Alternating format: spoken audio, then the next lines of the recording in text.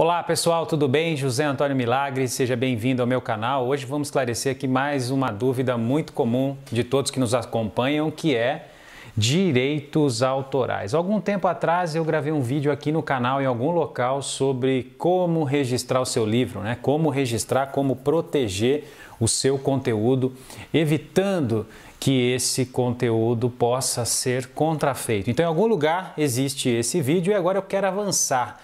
E eu quero falar sobre direitos autorais de imersões, de cursos, de aulas, de e-books, de conteúdos de infoprodutores que hoje sofrem também com a contrafação, ou seja, pessoas lucrando, derivando, produzindo conteúdos, revendendo, disponibilizando, armazenando. Como a legislação trata tudo isso? Quais as estratégias jurídicas e técnicas que nós podemos adotar para proteger o nosso conteúdo intelectual, que, sem dúvida alguma, gerou muito esforço para que fosse produzido?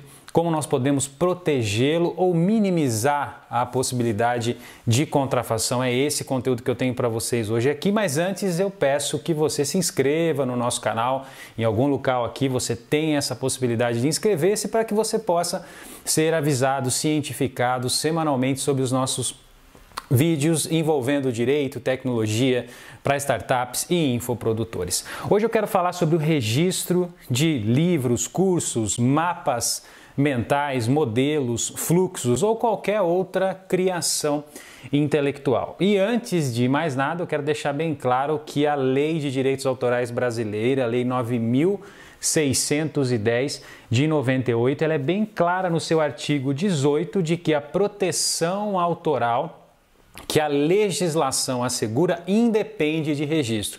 Significa dizer o quê? Significa dizer que, em tese, você não precisaria registrar a sua obra, o seu conteúdo, o seu curso, o seu conteúdo de imersão, os seus vídeos, o conteúdo da sua mentoria para que fosse protegido. Se você tiver meios de comprovar a utilização, de que aquele conteúdo realmente é sua criação, a anterioridade no uso, como, por exemplo, notas fiscais, publicação do conteúdo com antecedência, você, em tese, prova a autoria desse conteúdo. Por outro lado, é lógico, pessoal, que embora a Lei de Direitos Autorais não seja necessário, não preveja a necessidade do registro, é óbvio que a gente sempre recomenda o registro porque é uma garantia maior, uma proteção maior de que o seu conteúdo efetivamente vai estar protegido. Essa é a primeira dúvida que eu quero sanar. Embora a proteção da Lei 9.610, a Lei de Direitos Autorais brasileira, não prescinda do registro, nós não recomendamos que você não registre. Então você pode sim,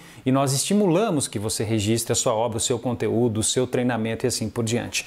Uma outra questão que eu recebo muito é isso: Milagre, eu tive uma ideia fantástica e eu tenho medo dessas pessoas copiarem a minha ideia. Eu posso registrar a minha ideia? Não. Infelizmente, nós não registramos ideias, não se protege as ideias, não é? Agora, a materialização da ideia, seja por meio de um escrito, de um vídeo, de um áudio, de um mapa, de uma sequência de fases ou de um método muito comum nos infoprodutos, nós que assessoramos muito infoprodutores, esta expressão, essa criação intelectual, ela é protegida pela Lei de Direitos Autorais. É interessante que a Lei de Direitos Autorais, ela protege, ela dá ao autor o direito e prevê, no seu artigo 29, a possibilidade do autor autorizar sempre de forma prévia e expressa a utilização de sua obra sob qualquer forma já prevista e que se invente no futuro. Então é muito comum as pessoas tentarem criar alguns disfarcezinhos. Não, vamos usar uma música, mas vamos colocar uma mixagem, vamos utilizar só um pequeno trecho, ou vamos inserir um frame ali para tentar descaracterizar. Qualquer forma de utilização na lei brasileira, ela imprescinde da autorização prévia expressa do autor. É bem verdade, nós sabemos que isso é muito difícil de identificar quais são as intenções do autor previamente. Nós não temos hoje muitos mecanismos para, olhando um conteúdo, por exemplo, no Google Images, já imaginar o que o autor espera em relação a esse conteúdo. Por isso que é necessário muita cautela. Um outro ponto muito importante: eu registro a minha obra, o meu curso no INPI, o Instituto Nacional de Propriedade Intelectual? E a resposta é não. O INPI ele serve para o registro de marcas, patentes, modelos de utilidade, desenho industrial. Nada impede que você registre o nome da sua imersão, por exemplo. Você quer utilizar a imersão Insuperáveis, por exemplo, exemplo, o nome que eu utilizo, e quer registrar ela para fim de um evento que você faz anualmente ou um congresso online, nada impede que você registre como um atributo marcário, mas a obra em si não se registra no INPI. A obra nós podemos registrar na Biblioteca Nacional. Eu vou deixar aqui também um link da Biblioteca Nacional, que é uma medida jurídica que nós recomendamos para que você possa registrar o seu conteúdo antes de difundir, antes de compartilhar, antes de disseminar o seu conteúdo. É muito importante fazer o registro, você vai submeter essa obra e vai receber depois uma declaração de registro. Isso te dá a segurança, mais uma comprovação de que efetivamente você é o autor, você é o criador daquela obra escrita, aquele texto, aquele audiovisual, aquela música e assim por diante. Essas são medidas jurídicas prévias que nós recomendamos aos infoprodutores ou aqueles que disponibilizam conteúdo. Você também pode utilizar algumas tecnologias de registro hoje que nós recomendamos fortemente. Eu sempre falo aqui do Original My. Original My é uma ferramenta que você pode registrar um conteúdo na blockchain. E aí você tem a garantia da imutabilidade, você tem a garantia da integridade, você tem a garantia da anterioridade. Basicamente funciona da seguinte forma: você submete aquele conteúdo, aquele livro, aquele áudio, aquele texto, aquele mapa, aquele método, ele é calculado, se calcula um hash e a partir daí ocorre uma gravação dos metadados daquela obra na blockchain de forma indelével. E a chave para testar de quem é aquele conteúdo é o próprio conteúdo. Então qualquer pessoa que sobe um conteúdo na chave, a partir da aplicação consegue receber uma validação e um certificado de quem foi o registrante. Essa é apenas uma aplicação das inúmeras aplicações que estão surgindo hoje no mundo inteiro, não só para rastreio de direitos autorais, porque a partir daí você tem um hash daquele conteúdo e ele pode checar esse hash constantemente na blockchain para verificar quem é o autor, mas também para nós autores registrarmos o nosso conteúdo, o nosso livro, o nosso texto. Em algum lugar no meu site, josemilagre.com.br, eu tenho um post sobre como eu registrei o primeiro livro, meu primeiro livro na blockchain. Foi algo muito rápido, em questão de minutos. Eu tive o registro de uma obra na blockchain, então recomendo para vocês. Eu utilizei a ferramenta Original My. Essas são medidas jurídicas, então é muito importante que você possa registrar a sua marca, o nome da sua imersão, do seu congresso, do seu treinamento no INPI, registrar a obra na Biblioteca Nacional, isso é muito importante. Se você tem urgência, você pode buscar um meio alternativo hoje de comprovação de anterioridade, de titularidade de um conteúdo, que é justamente as novas tecnologias que estão utilizando esse livro razão distribuído, Ledger, a blockchain, para gravar esse conteúdo, para fazer prova indelével, imutável, inalterável da autoria de direitos autorais. Vamos falar um pouquinho de medidas técnicas. Milagre, quais são as medidas técnicas que eu posso utilizar para tentar minimizar a contrafação de um conteúdo que eu estou disponibilizando, despendi horas, estudei muito, respeito às fontes e tem pessoas vendendo o meu conteúdo a 10% do valor. Uma tecnologia interessante é o Digital Right Management, ou seja, isso é inserido muitos nos softwares, né? Hoje você tem os softwares que eles colocam lá um programinha que manda lá o seu MAC address, o seu IP para eles e a licença, e você é notificado ou sofre uma busca e apreensão. A boa notícia é que isso existe também para conteúdos, texto, áudio, música, qualquer conteúdo. Por exemplo, as plataformas de disponibilização de conteúdos hoje disponibilizam a possibilidade de você gravar no livro metadados de quem comprou. Então eu comprei um e-book, eu comprei um curso, eu gravo um frame no vídeo, ou eu gravo especificamente no PDF o nome de quem comprou. Isso vai evitar a pirataria? Receio que não, mas com certeza aquele que comprou não vai querer ver o seu nome vinculado a obras contrafeitas disponibilizadas nos P2Ps ou nos Dropbox e Google Drives da vida. Então, uma recomendação que eu acho muito fantástico. Existem algumas tecnologias, se você tem um curso online, por exemplo, você pode usar algumas tecnologias para tentar minimizar a possibilidade de download desse vídeo.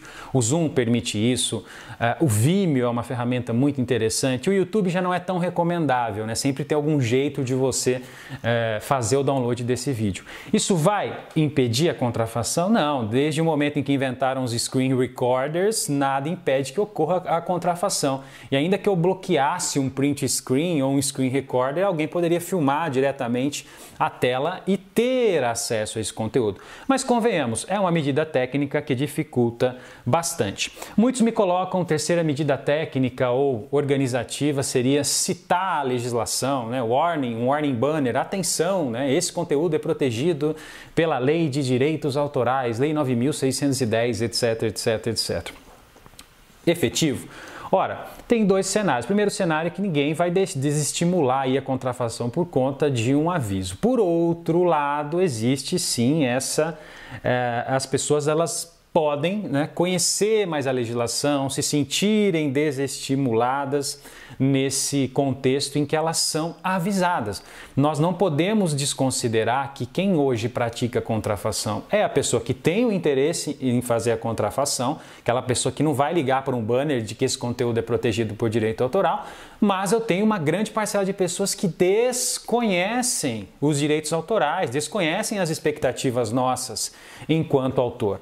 E daí, para essas pessoas, é muito importante sim esses banners, porque elas são informadas. Hoje uma pessoa, infelizmente, acha que pode utilizar qualquer conteúdo do Google Images, agências de publicidade utilizando fotos de modelos que acharam no Google Images, já tomando processos judiciais, respondendo judicialmente.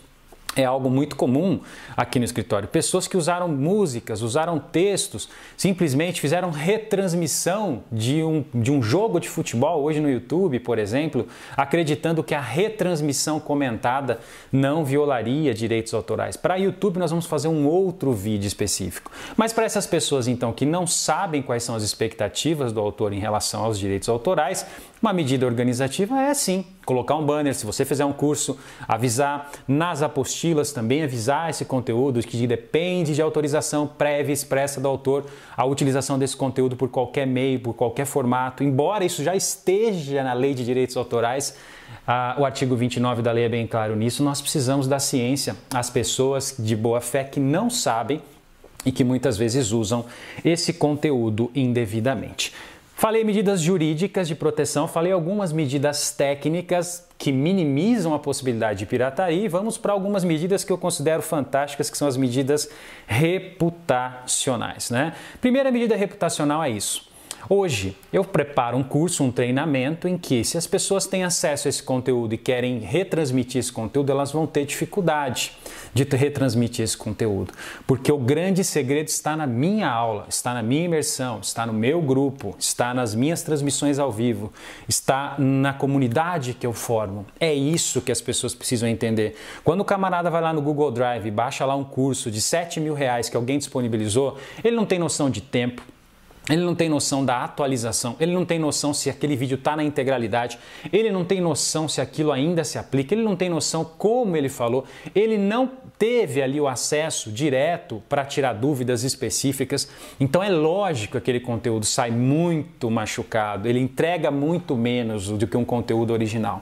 Então você pode utilizar essas medidas organizativas, um conteúdo que não é disponibilizado, é só ali ao vivo. Quem tem o conteúdo vai ter acesso a essas aulas, essas mentorias, a essa comunidade, algo que não pode ser replicado. As pessoas vão pensar duas vezes, não é pelo conteúdo, pela apostila, mas eu estar com ele, fazendo as dúvidas certas para a pessoa que é autoridade nesse tema. É isso que você precisa se posicionar com o seu produto, com o seu congresso online, com a sua mentoria ou com o seu negócio digital. Isso é muito, muito especificamente poderoso. E uma outra orientação que eu deixo claro para vocês é a orientação da reputação online e do monitoramento. Hoje nós temos ferramentas que permitem que você monitore a utilização indevida do seu conteúdo. E existem N formas. Nós temos uma startup, o Minha Imagem, que faz justamente esse trabalho. Então, rastreia em fontes públicas e privadas a utilização de conteúdos protegidos por direito autoral, gerando inputs, insights para os titulares, para que eles possam tomar essas medidas. Monitoram buscadores, que monitoram repositórios por diversas formas, não só pelo hash do conteúdo, mas pelo nome do conteúdo e efetivamente identificando algo que diz respeito da matching com o que é seu, ele vai encaminhar um alerta para que você faça a devida notificação. Isso é muito interessante, pessoal, para quem hoje tem um gasto tremendo em produção intelectual e infelizmente vê o seu conteúdo sendo disponibilizado gratuitamente em algum disco virtual ou até mesmo por um valor irrisório, revenda, né? Lembrando que afiliado não é autor, não pode fazer modificações na obra, os direitos autorais e patrimoniais são do produtor, do autor, que cede ali a possibilidade dele revender, dele fazer a venda desse conteúdo e ser comissionado, pago por esse conteúdo. Então, pesquise hoje por ferramentas dessa natureza. Vou deixar o link aqui da nossa ferramenta que faz esse trabalho hoje de identificação de contrafação, seja em Facebook, seja em discos virtuais, e apure a autoria. Uma dúvida que muitos me colocam: Milagre, e aí? Eu descobri que o meu conteúdo está no disco virtual X aí, Drop XPTO da vida, Drive XPTO da vida. E aí? Eu não sei quem está fazendo isso, eu só descobri o link, estão compartilhando o link. Quais são os meus direitos, né, em relação a esse conteúdo? Quero deixar claro para vocês aqui que hoje se discute no Congresso Nacional o PL 2370 de 2019, PL 2370 de 2019, que está alterando a legislação autoral, a Lei 9.610, e que vem complementar o Marco Civil da Internet, porque o Marco Civil da Internet não se aplica, em tese, aos direitos autorais. Porém, hoje já existem uma série de medidas judiciais adotadas em face desses discos virtuais para que eles identifiquem, forneçam os registros de acesso às pessoas que criaram os discos virtuais e que estão compartilhando. Então, é possível sim apurar a autoria dessas pessoas que estão publicando o seu vídeo, o seu software, o seu mapa mental, a sua apostila, o seu conteúdo, o seu livro em discos virtuais. Você identifica o link, pode identificar alguém que está postando isso em grupos de WhatsApp ou mesmo em Facebook e já pode apurar a autoria, entrar com base no Marco Civil para apurar a autoria da pessoa que está por trás daquele perfil.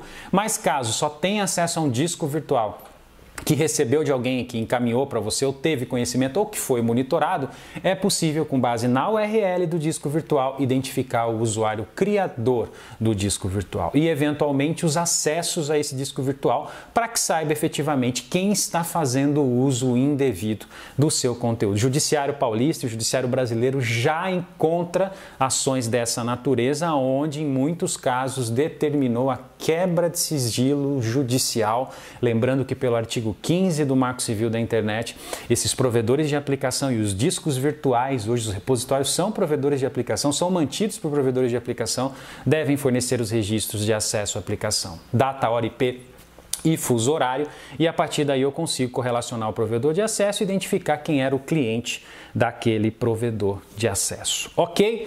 Essas eram as orientações, espero ter esclarecido vocês em relação aí aos principais temas envolvendo direitos autorais. Primeiro passei medidas jurídicas de proteção, desmistificamos alguns detalhes, depois medidas técnicas e organizativas e depois medidas reputacionais, que se trata do monitoramento e como eu faço para apurar a autoria de quem está disponibilizando o conteúdo indevido que pode ser responsabilizado, ok? Se você gostou desse conteúdo, compartilha.